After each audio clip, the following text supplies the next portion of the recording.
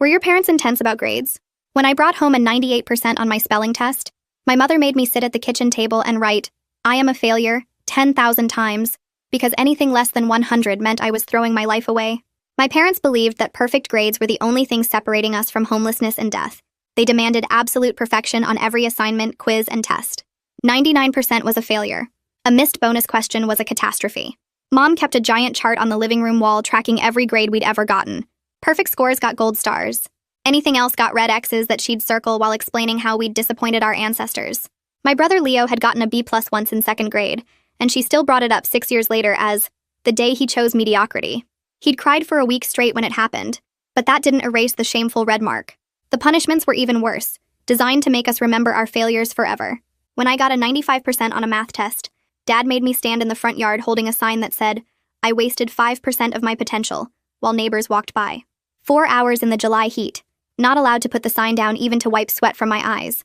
My neighbor asked if I needed help, and I had to smile and say no. This was just how we learned.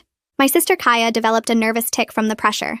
Her eye would twitch whenever she took tests, which made it harder to read questions, which made her more likely to mess up. When she got her first A- in 5th grade, Mom shaved her head in the bathroom while explaining that hair was a privilege for successful children. Kaya wore hats for months, but Mom would rip them off at school events so everyone could see what happened to kids who got A-minuses. The worst part was how they'd sabotage us to test our dedication. Dad would hide my textbooks the night before exams to see if I'd studied enough to remember everything. Mom would set our alarms wrong so we'd oversleep and have to rush because true A students can perform under any conditions. Once they changed all our assignment due dates in our planners, then punished us for turning things in late. They said life would trick us too, so we needed to be prepared. When Leo was 12, he made a calculation error on one problem and got a 96% on his science test. Dad drove him to the homeless shelter downtown and made him spend the night there. "This is your future with grades like that," he said, leaving his 12-year-old son with strangers for 8 hours. Leo came back the next morning shaking and wouldn't talk about what he'd seen. He never got below 100% again, but he also stopped sleeping and started pulling his hair out in chunks. I tried to be perfect. I really did. I studied until my eyes blurred, checked my work 20 times, memorized entire textbooks. But everyone makes mistakes. When I got a 94% on an English essay because I'd misunderstood one question, Mom locked me in the basement with a pile of successful people's biographies. "Read about what you'll never become," she said. I spent 3 days down there with no food, just water and books about people who'd apparently never gotten a 94% on anything. Kaya cracked first. She was in 8th grade, taking advanced courses, and the pressure finally broke her. She got a 91% on a history presentation and knew what was coming. Instead of going home, she swallowed a bottle of pills in the school bathroom. They pumped her stomach at the hospital while Mom screamed about how Kaya was ruining her perfect attendance record.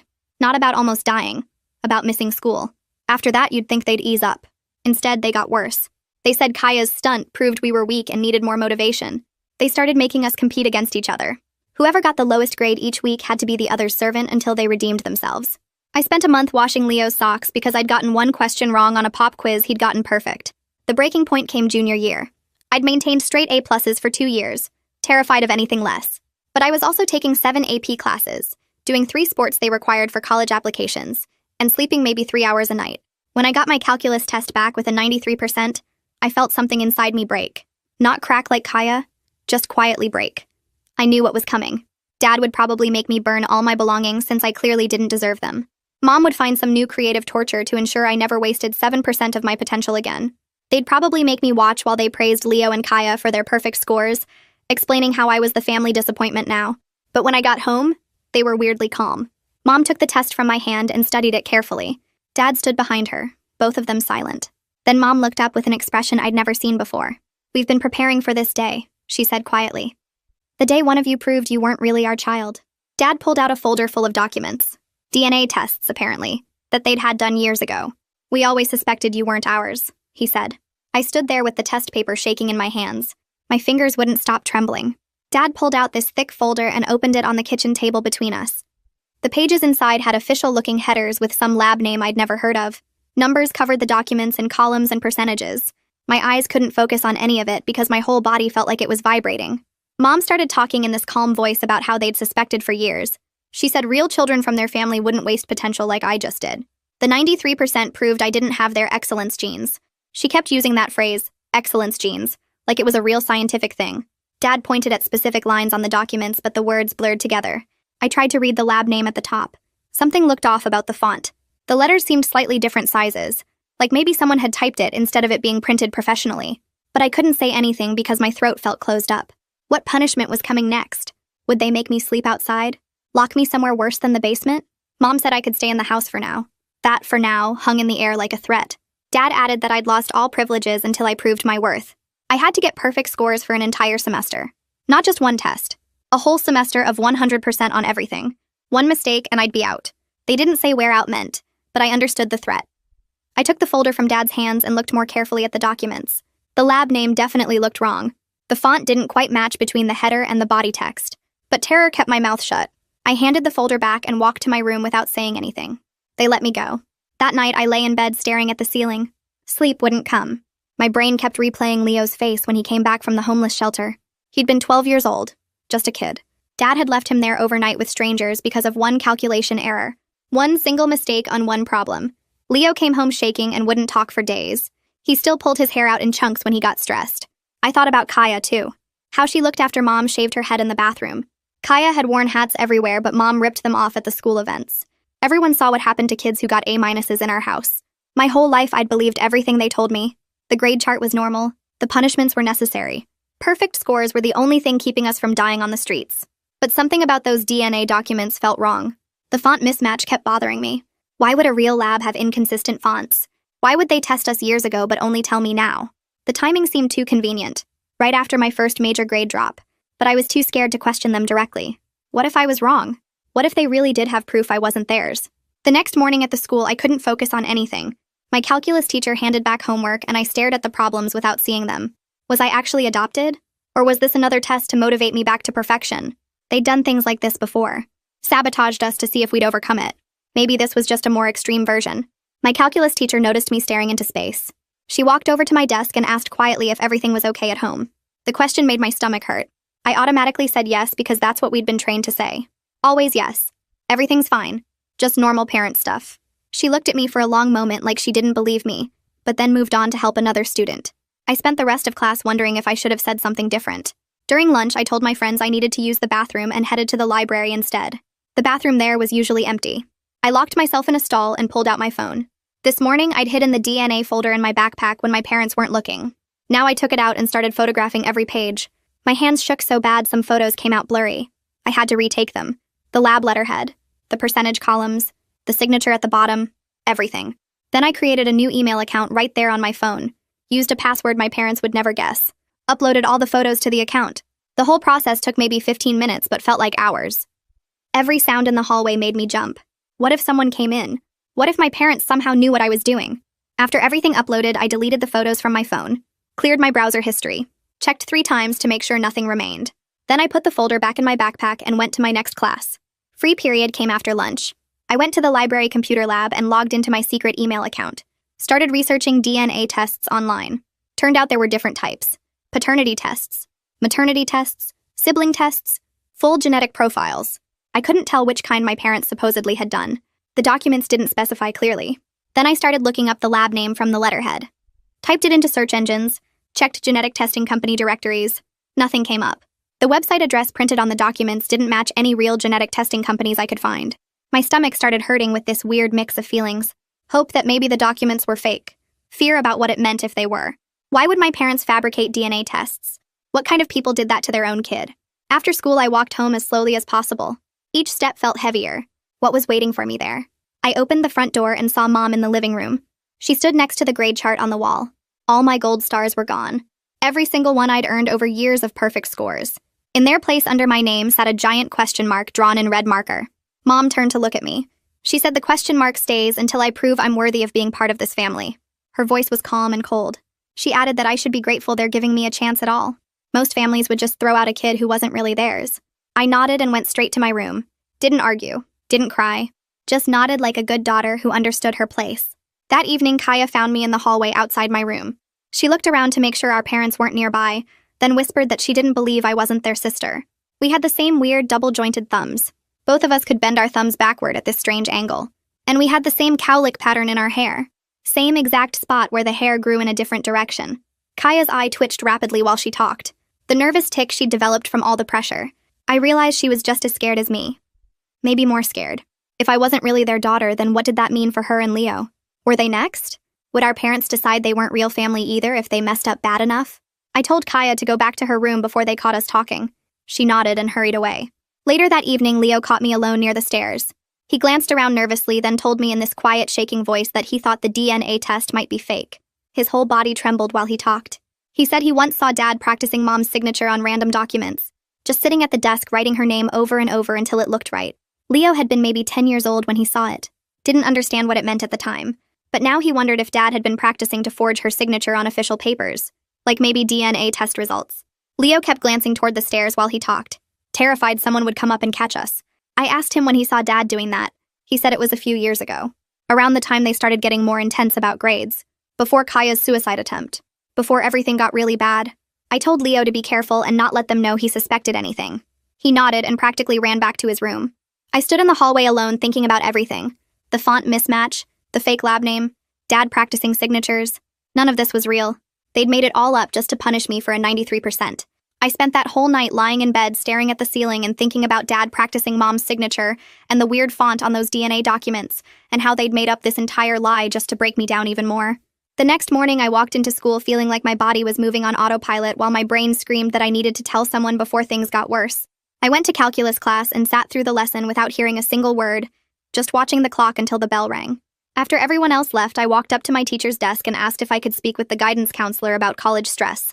Those were the code words we'd learned in health class, the ones that meant you needed help but couldn't say it directly.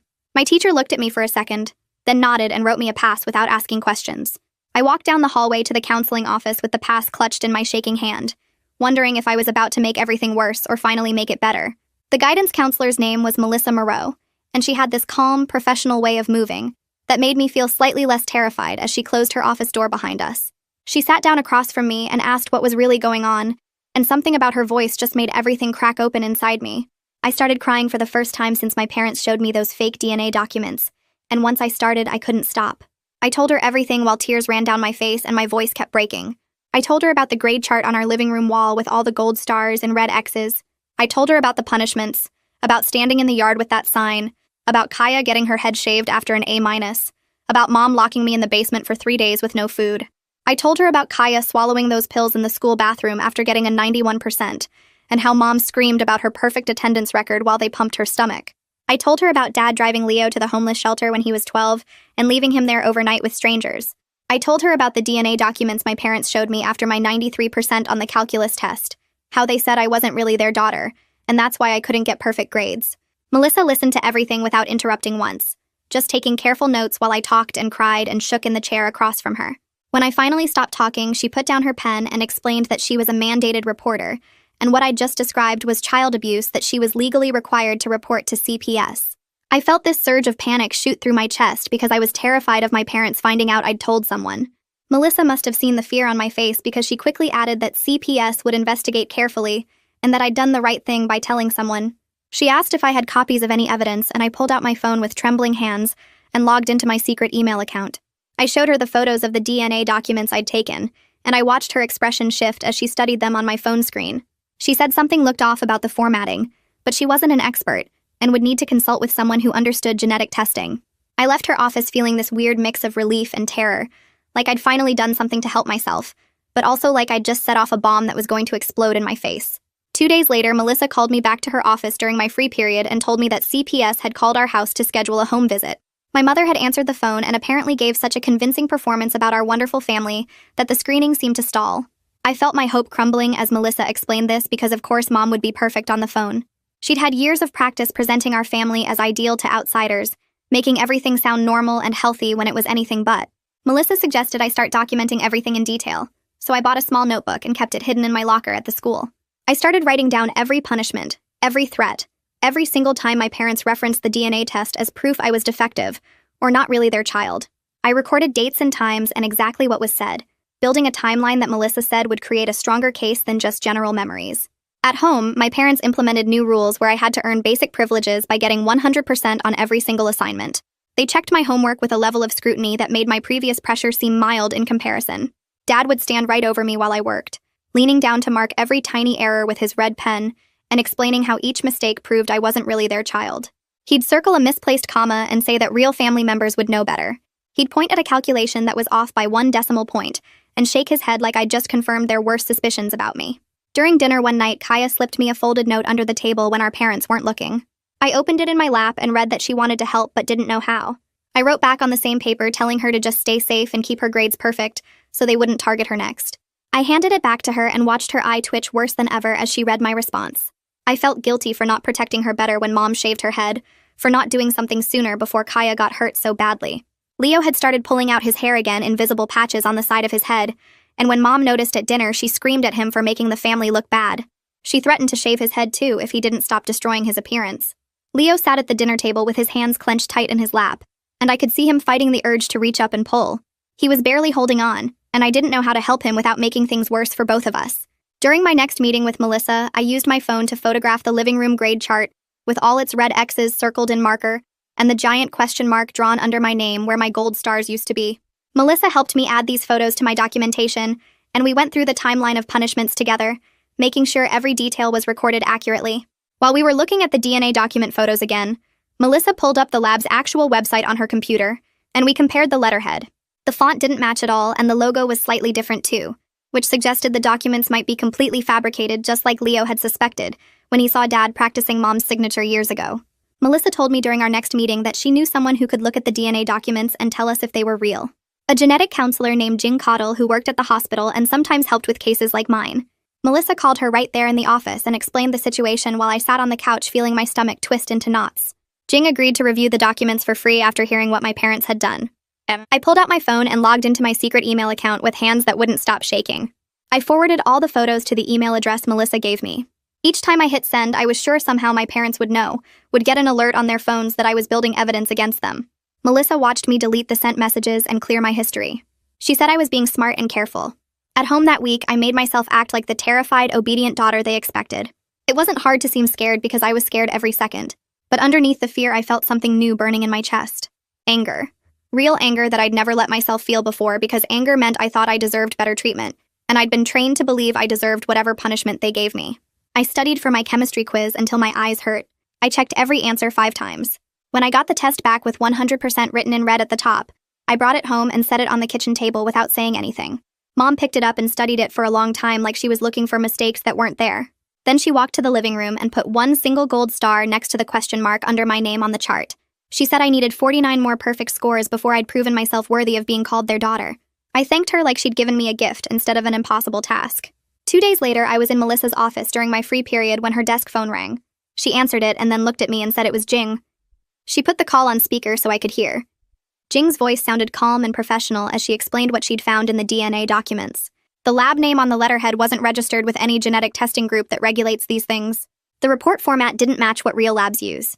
Most important, the test type listed didn't even make sense for what my parents claimed it showed. She said it looked like someone had found a template online and just filled in fake numbers. Her voice got softer when she added that she was sorry, but these documents were definitely made up. I sat there on Melissa's couch feeling this weird mix of relief and horror crash through me at the same time. Relief because I probably wasn't adopted and my parents had lied about the DNA test.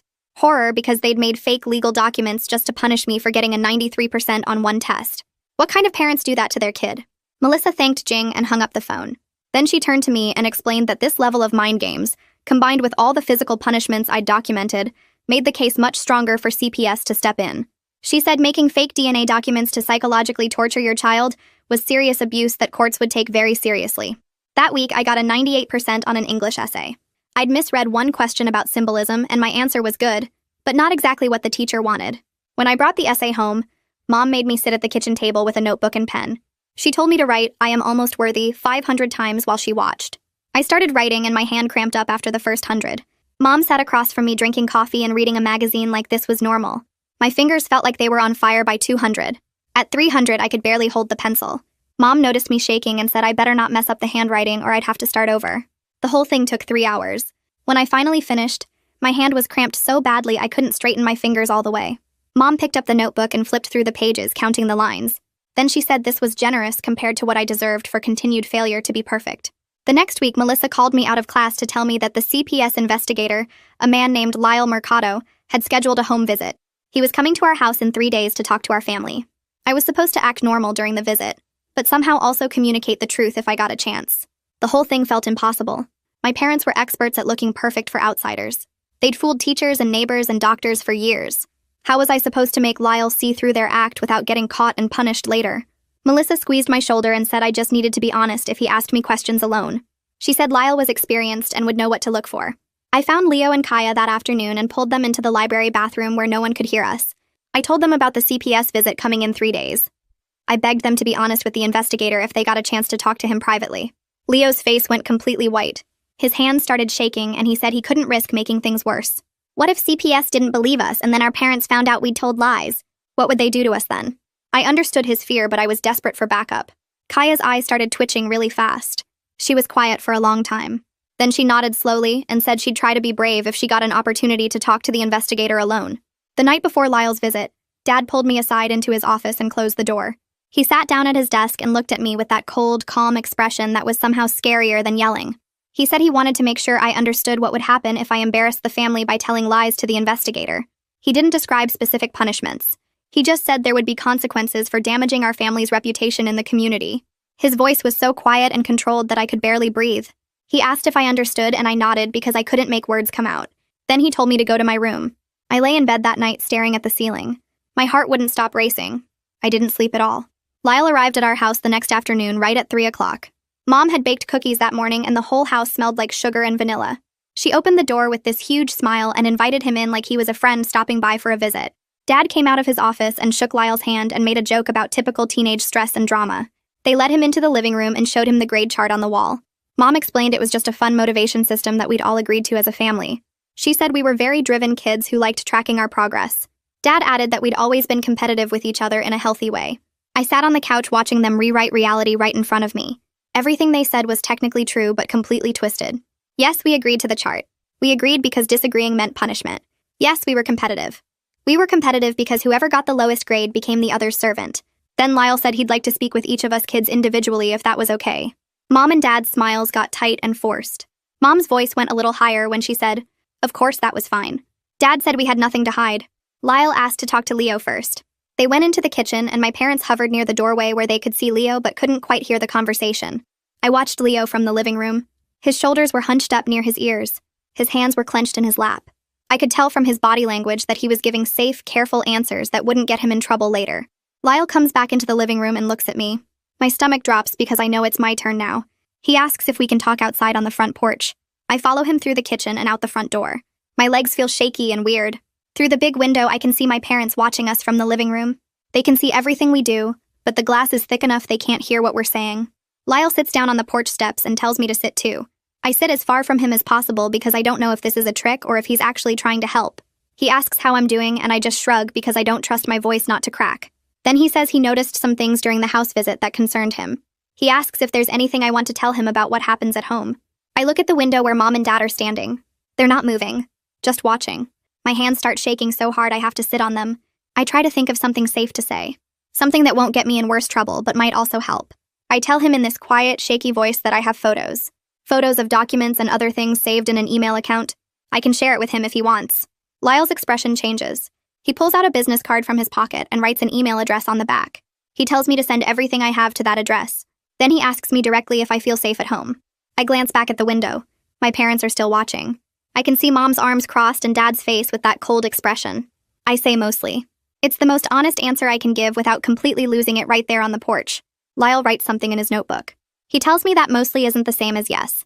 He says he's going to look into things more carefully. Then we go back inside. After Lyle leaves, the house gets really quiet. That scary kind of quiet where you know something bad is coming, but you don't know when or how. My parents don't yell. They don't even look directly at me for a while. Mom goes into the kitchen and starts doing dishes even though the dishes are already clean. Dad sits in his chair reading the newspaper, but I can tell he's not actually reading because the pages don't turn. Kaya and Leo disappear to their rooms fast. I stay in the living room because leaving feels more dangerous than staying. Finally, Dad folds the newspaper and looks at me. He doesn't say anything about what I told Lyle. He just asks if I have homework to do. I say yes and go upstairs. The threat hangs in the air even though nobody said anything specific. I know I need to move fast. I need to send Lyle everything before my parents figure out how much evidence I've been gathering. That night, I can't sleep. I lie in bed watching the clock. At midnight, I'm still awake. At 1, I'm still awake. At 2 in the morning, I finally get up and sneak into the bathroom with my phone.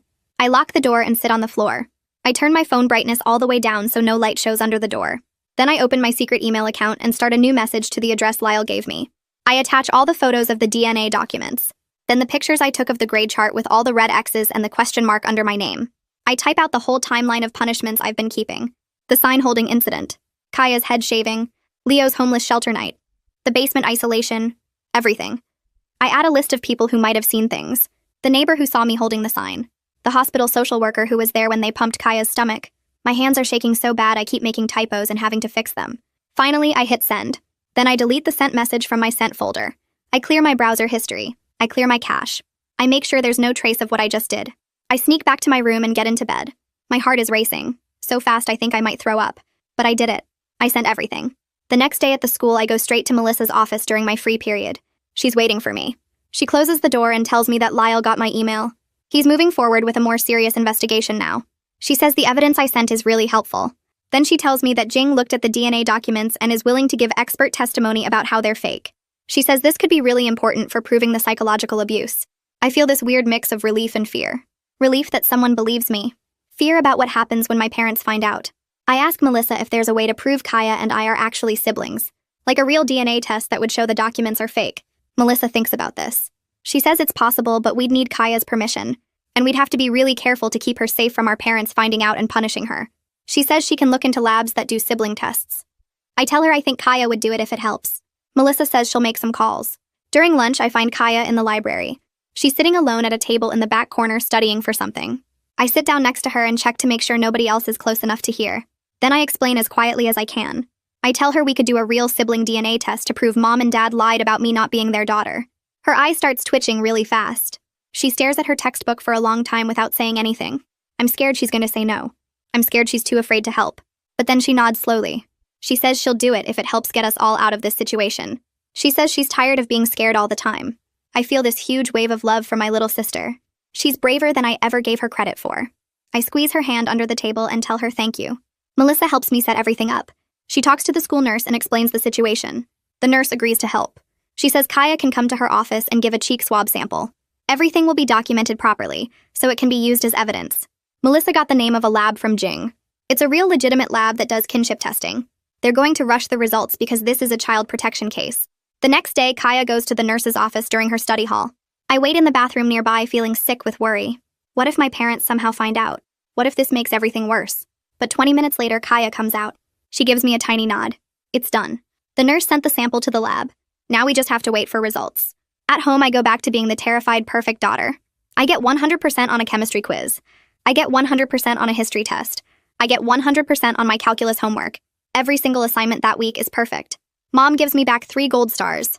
She says I'm making progress toward proving myself worthy. Dad watches me do my homework every night and doesn't find a single mistake. They seem satisfied. They think their DNA revelation scared me back into perfection. They don't know about the evidence I sent to Lyle. They don't know about Kaya's cheek swab sitting in a lab somewhere. They don't know I'm counting down the days until the test results come back.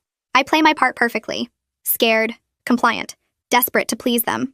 Inside, I'm just waiting. One evening, Leo catches me alone in the hallway between our rooms. He looks around to make sure Mom and Dad aren't nearby. Then he whispers that he's been documenting things too. He's been keeping a list on his phone of every time they mention the DNA test. Every time they threaten punishment. Every time they make us compete against each other. He's too scared to talk to CPS directly. He's still terrified of what they might do if they find out. But he wants to help however he can from the background. He shows me his phone screen. The list is long. Really long.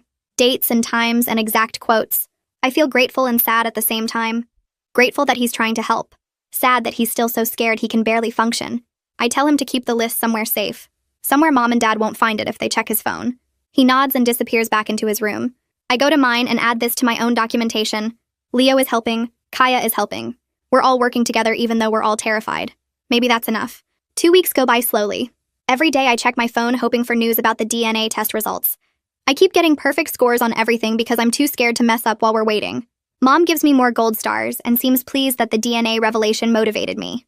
She doesn't know I'm counting down the days until the results prove she lied. On Tuesday during my free period, my phone buzzes with a call from Melissa. I duck into the nearest bathroom and answer in a whisper. She tells me the results came back and they show a 99% probability that Kaya and I are full biological siblings, which means the documents my parents showed me were definitely fake. I sit down in a bathroom stall because my legs stop working. My hands shake so hard I almost drop the phone. Part of me feels this huge relief because I'm not adopted and I'm not broken and I really am their daughter. But another part feels this crushing grief because they lied about something so big just to punish me for one bad grade. Melissa asks if I'm okay and I say yes, but I'm crying now and can't really talk. She tells me to take my time and that she'll be in her office when I'm ready. I sit there for 10 minutes just breathing and trying to process what this means. My parents made up fake DNA documents. They probably spent hours creating them just to have a weapon ready for when one of us failed. That's not normal parent behavior. That's not even close to normal. When I finally leave the bathroom, I go straight to Melissa's office. She closes the door and lets me sit quietly for a minute before explaining the next steps. Jing is preparing a detailed report about how the DNA documents are fake and how the real sibling test proves their claims were false. The report will include information about the psychological harm of using fake genetic testing as a punishment tool. Melissa says this report will be really important for the CPS case because it shows my parents deliberately fabricated evidence to manipulate me. I ask how long the report will take, and she says Jing is rushing it because of the child protection circumstances. Maybe a few days at most. Then Lyle will have everything he needs to move forward with more serious intervention. I feel this weird mix of hope and terror. Hope that this might actually work. Terror about what happens if it doesn't. 3 days later, Melissa calls me to her office again and tells me Lyle wants to schedule another meeting. But this time, it's at the school with Principal Dustin McDaniel present. She explains that having the principal there signals things are getting more serious and official. My parents are being told they need to attend a conference about my academic concerns. I feel my stomach drop because that's obviously a cover story, and my parents are going to know something is wrong. Melissa says the meeting is scheduled for next Tuesday, which gives us 5 days to prepare. She asks if I think my parents will suspect anything, and I say yes, definitely. Mom's voice on the phone when the school called sounded tight and angry. She asked me 3 times if I'd been talking to anyone about family business, and I said no, but I could tell she didn't believe me. That night, my parents sit me down at the kitchen table. The grade chart looms on the wall behind them with my question mark still visible under my name. Dad looks at me with that cold expression he gets when he's really mad. He tells me in his iciest voice that I better not have been spreading lies about our family, because there will be severe consequences if I've damaged their reputation. Mom adds that the DNA test proves I'm not really theirs anyway, so they could always just send me away if I become too much trouble. She says it calmly like she's discussing the weather, but the threat is clear. I force myself to look scared and confused and promise I haven't said anything bad about them. Dad stares at me for a long time like he's trying to see inside my head. Then he tells me the school meeting better go well or I'll regret it. They don't specify what that means, but I don't need them to. I've seen what they do to kids who disappoint them. I barely sleep that night. Every time I close my eyes, I imagine the meeting going wrong. My parents convincing everyone I'm lying. Them taking me home and locking me in the basement forever. Them actually sending me away somewhere. But I also know this might be my only chance to get free from their control. If I don't go through with it now, I'll be stuck with them until I turn 18. And by then, who knows what kind of damage they'll have done. So the next morning before school, I pack a small bag with essentials. A change of clothes, my toothbrush, the notebook where I've been documenting everything, some money I've been saving from birthdays. I hide the bag in my locker at the school just in case I need to leave quickly. Just in case the meeting goes badly and I can't go home. Melissa said CPS might have emergency placement options if things escalate. I hope it doesn't come to that, but I need to be ready. The days before the meeting drag by. I get perfect scores on everything and act like the obedient, terrified daughter they expect. At home, I'm quiet and compliant. At the school, I'm secretly preparing with Melissa. She helps me practice what to say if my parents try to make me lie. She reminds me that Lyle and Principal McDaniel will be there to keep me safe. She promises that no matter what happens in that room, I did the right thing by reporting. But I still feel sick with fear every time I think about Tuesday. Finally, Tuesday arrives. The meeting is scheduled for right after school in Principal McDaniel's conference room. I sit through my classes barely paying attention. My hands shake when I take notes. During lunch, I can't eat anything. Kaya finds me in the hallway between classes and squeezes my hand. She whispers good luck, and I realize Melissa must have told her what's happening today. When the final bell rings, I walk slowly toward the main office. My legs feel heavy like I'm walking through mud. The conference room door is closed, but I can hear voices inside. I take a deep breath and knock. Principal McDaniel opens the door. The room has a big table with chairs around it. Lyle sits on one side with Melissa next to him. My parents sit on the other side and they look calm and professional, but I can feel their rage from across the room. It's like this invisible pressure in the air. Mom gives me a smile that doesn't reach her eyes. Dad nods toward an empty chair next to them. I sit down and Principal McDaniel closes the door. He explains that we're here to discuss some concerns that have come up, and that everyone should have a chance to speak. There's a phone in the middle of the table and he says Jing is available to join the call if needed. My parents' smiles get tighter when they hear that. Lyle starts by explaining that some information has come to light about the home environment. He says CPS needs to address some serious allegations about the treatment of the children in the household. My parents immediately go into defensive mode. Mom says everything they do is for our success, and that they've sacrificed so much to give us opportunities. Dad adds that I'm a dramatic teenager who exaggerates normal parenting because I don't like being held to high standards. He says all parents push their kids to do well in the school and that we're just more dedicated than most families. Mom nods and says they're disappointed I would make up stories just because I got in trouble for a bad grade. They sound so reasonable and concerned. If I didn't know better, I would believe them. Then Lyle opens a folder and starts presenting evidence. He shows the photos of the grade chart with all the red X's and the question mark under my name. He shows the timeline I created documenting punishments with specific dates and descriptions. He mentions witness statements from neighbors who saw the sign-holding incident. He brings up the hospital social worker who documented Kaya after her suicide attempt. With each piece of evidence, my parents' masks start to crack a little. Mom's smile becomes forced. Dad's jaw gets tight. They try to interrupt, but Lyle keeps talking in this calm, steady voice. He lists the specific punishments. The head shaving, the basement isolation, the homeless shelter abandonment. When he's done, there's this heavy silence in the room. Dad recovers first and tries to use the DNA test as his defense. He says I'm a troubled non-biological child who's been making up stories to get attention. He claims the DNA test proves I'm not really theirs, and that explains why I'm behaving this way. Mom nods and adds that they've tried to help me despite learning I wasn't their biological daughter, but I've been ungrateful and manipulative. For a second, I feel that old fear rising up. What if people believe them? But then Lyle calmly pulls out another document. He presents Jing's expert report about the fraudulent DNA documents. He shows the real sibling test results proving Kaya and I are full biological siblings. He explains that this means the documents my parents showed me were fabricated. I watch my parents' faces as they realize their fake documents have been exposed. Mom's mouth opens slightly. Dad's face goes red. It's scary watching them lose control, but also satisfying in this weird way. They lied, and now everyone knows it. Principal McDaniel picks up the phone and dials Jing's number. She answers, and he puts her on speaker. Jing introduces herself and explains her credentials as a genetic counselor. Then she goes through the DNA documents in clear professional language. She points out how the lab name isn't registered with any regulatory body. She explains how the report format doesn't match industry standards. She describes how the test type listed doesn't even make sense for what my parents claimed it showed. She says it looks like someone downloaded a template online and filled in fake information.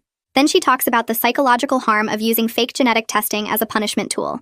She explains how telling a child they're not really part of the family as a response to academic imperfection constitutes severe emotional abuse. My parents try to interrupt several times, but Principal McDaniel firmly tells them to let Jing finish. When she's done explaining everything, there's another heavy silence. My parents sit there looking angry and exposed, and I realize for the first time that they might not win this. Mom's face crumples and tears start running down her cheeks. She reaches across the table toward me with shaking hands. She says, "We only wanted you to succeed. We were trying to motivate you. We love you so much." But her voice sounds fake even to me, and I can see Lyle watching her with this completely neutral expression. He opens his folder and starts reading from his notes in that same calm, steady voice. He mentions the sign-holding incident where the narrator stood in July heat for 4 hours. He describes the head-shaving punishment inflicted on Kaya in 5th grade. He talks about the basement isolation with no food for 3 days. He brings up Leo being abandoned at a homeless shelter overnight at age 12. With each item, Mom's crying gets louder but also more desperate, like she knows it's not working. Dad sits perfectly still beside her with his jaw clenched so tight I can see the muscles jumping. Lyle finishes his list and looks at my parents. "Even her tears can't make those things sound like normal parenting," he says quietly. The room goes silent except for Mom's fake sobbing. Then Lyle pulls out another document and my stomach drops because I know something big is coming. Based on the evidence we've reviewed and the expert testimony provided, he says CPS is implementing an immediate safety plan.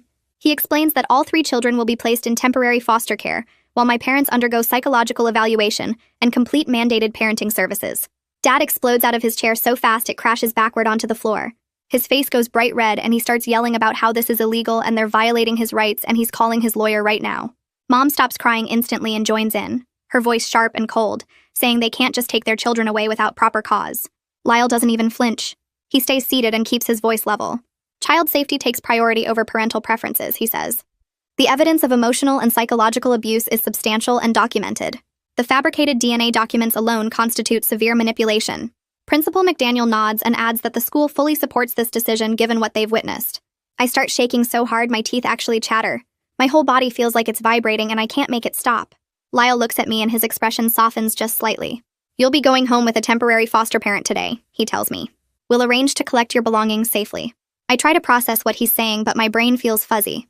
Melissa reaches over and puts her hand on my shoulder. "You did the right thing," she says quietly. "You protected yourself and your siblings. This is the beginning of getting better." I want to believe her, but I'm also terrified of what happens next. Dad is still yelling about lawyers and rights and how we're ungrateful. Mom has switched to this icy quiet rage that's somehow scarier than the yelling. Principal McDaniel picks up his phone and makes a call. 20 minutes later, there's a knock on the conference room door. A staff member brings in Kaya and Leo. They both look confused and scared. Kaya's eye is twitching like crazy, and Leo has his hands shoved deep in his pockets, probably to keep from pulling his hair. Lyle gestures for them to sit down. He explains in simple, clear language that they're going to safe placements where they'll be protected and cared for. I watch their faces change as they understand what's happening. First confusion, then fear, then this cautious relief starts creeping in around the edges. Leo's eyes fill with tears and they start running down his face silently. Kaya's eye twitches faster, but she's also nodding slowly. Do you understand what I'm telling you? Lyle asks them both. They nod again. Leo wipes his face with his sleeve. Kaya reaches under the table and squeezes my hand so hard it hurts. Mom stands up suddenly and her chair scrapes loud against the floor. We demand to speak with our children privately, she says in that cold, controlled voice. Lyle shakes his head. All contact will be supervised going forward, he tells her. That's part of the safety plan. Dad's mask finally shatters completely. He starts screaming about how ungrateful we are and how we've destroyed this family and ruined everything they built. He says we'll regret this for the rest of our lives. He calls us weak and pathetic and says we'll never survive in the real world without them. Mom joins in listing all the sacrifices they made and how we're throwing it back in their faces. Principal McDaniel stands up and firmly tells them they need to leave the building now or he'll call security. The yelling proves everything we've been saying about you, Lyle adds quietly. My parents finally storm out, but I can hear Dad shouting in the hallway about lawyers and lawsuits. The conference room feels weirdly quiet after they leave. Lyle makes some phone calls while we sit there in shock. Melissa brings us water and tissues. Leo is still crying silently. Kaya won't let go of my hand. An hour later, a woman arrives and introduces herself as Fernanda Brooks. She has kind eyes and speaks softly. She explains she has experience with kids from high-pressure academic situations. I'm going home with her today. A different person comes for Kaya and someone else for Leo. We hug each other tight before we separate. Kaya whispers, "Be safe," and Leo just squeezes me hard. Fernanda drives me to her house in a quiet neighborhood. The house is small and neat. Inside, there are no grade charts on the walls. No red X's or gold stars. Just normal family photos and some plants. The first rule here is that you're allowed to make mistakes without punishment, Fernanda tells me as she shows me my room. I nod, but I don't really believe her yet. That night, I'm sitting at the desk in my new room working on homework that's due tomorrow. I finish a math worksheet and check my answers 3 times like I always do. When I calculate my score, I get a 96%. My chest immediately tightens and I can't breathe right. My hands start shaking and the paper blurs. I'm going to be punished. I know I'm going to be punished. My brain is screaming about what's coming even though I'm not at home anymore. Fernanda must hear something because she appears in the doorway. She sees me hyperventilating over my homework and sits down beside me. She doesn't touch me, but she talks in this calm, steady voice. Breathe in for 4 counts, she says. Hold for 4. Out for 4. She does it with me until my breathing slows down. What happened? She asks gently. I show her the worksheet with my 96% score. She looks at it and then at me. Grades are just information about learning, she says. They're not measures of your worth as a person. A 96% means you understood most of the material really well, and there's a small part you can review if you want to. That's all it means. I want to believe her, but 17 years of programming doesn't disappear in one night.